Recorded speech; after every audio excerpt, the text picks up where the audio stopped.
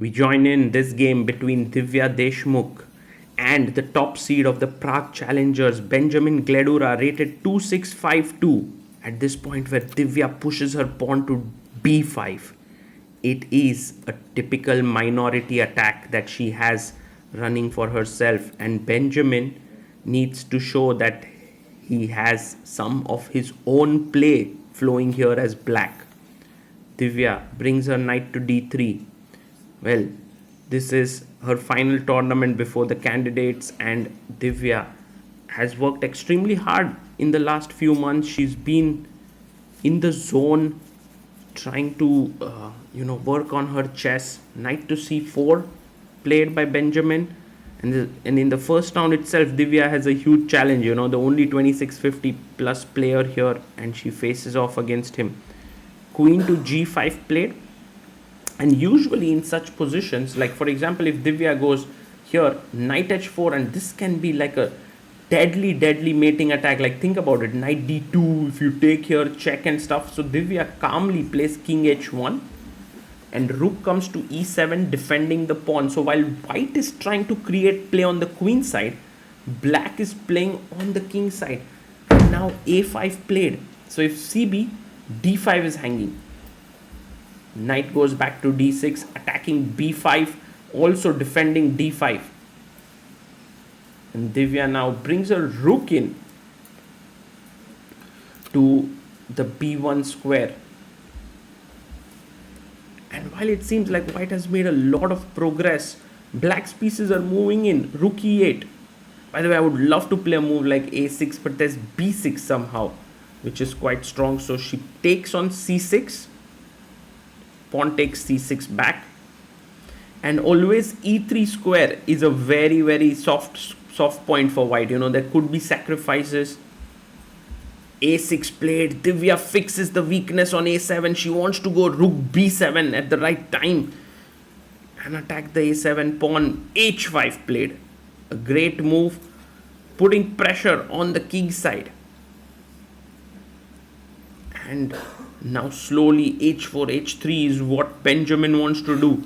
And Benjamin says to Divya that, you might have made a lot of progress on the queen side, but I'm coming for you on the king side. And queen c1 is a sign that Divya is not too happy with the position. She would have, I think, gladly taken this position as black. She loves to attack. By the way, knight f5 would have been nicer, and there was also knight e3, pawn takes, and rook e3 here, which could have been a very nice sacrifice in the spirit of what Hans Niemann did against Gukesh. If you haven't checked out that game, do check it out. Knight e2 played, h4. But Divya's knight will settle down on the f4 square, which is a good square for her, and also stops knight pawn to h3 in the position.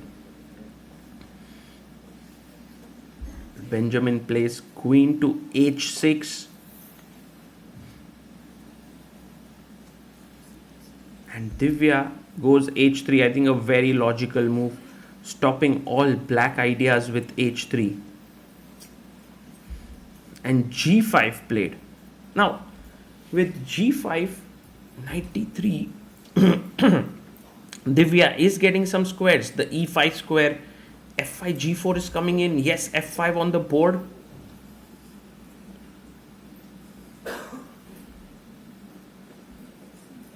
And look at her time. She has just 1 minute 26 seconds, and she goes all in.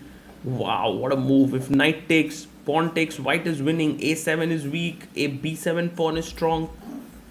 And Benjamin goes g4. I mean, bravery by Divya, I must say, to be playing such a move. g4 played. And now she goes knight to e5. Divya creating this crazy mess with just 6 seconds on the clock. Benjamin takes, pawn takes, and now a forced move is to take on b7. If you don't do it, you are in trouble. But he goes knight c4, but now Divya is better. She can go knight d3, defend this pawn. Also knight d7 is a great move. She goes queen b1, maybe not the best. The point here was that if knight d7, knight e5, You simply take and rook a7, and you don't worry about the king, and the a pawn is too strong. But anyway, rook takes, knight d7 now found by Divya, and she's still better. She's totally winning. Rook e4 played. 1 minute for Divya. She goes knight c5. Repeating once is a good idea. You're winning. Just be calm. If rook goes back, f5 is hanging, so rook e5 kind of forced. And knight d7. And the point is, if rook e4, now take the pawn on a7. I know it feels so much of danger, especially with take, king is weak, rook takes a3, e3 sacrifice, f4 move coming in. But just rook b7, a7, white is better, rook e4. But Divya repeats, and it's the third time. Oh, she repeats in a winning position, and they agree to a draw.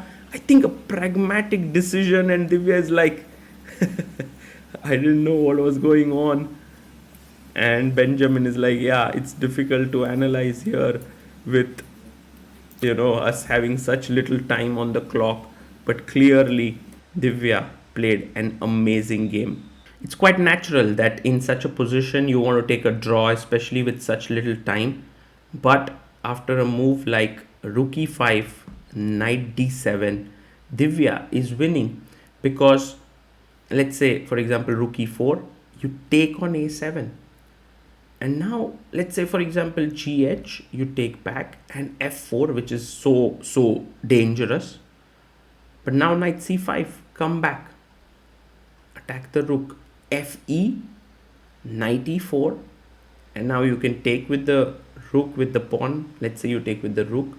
Suddenly, it's white who wins on the back rank.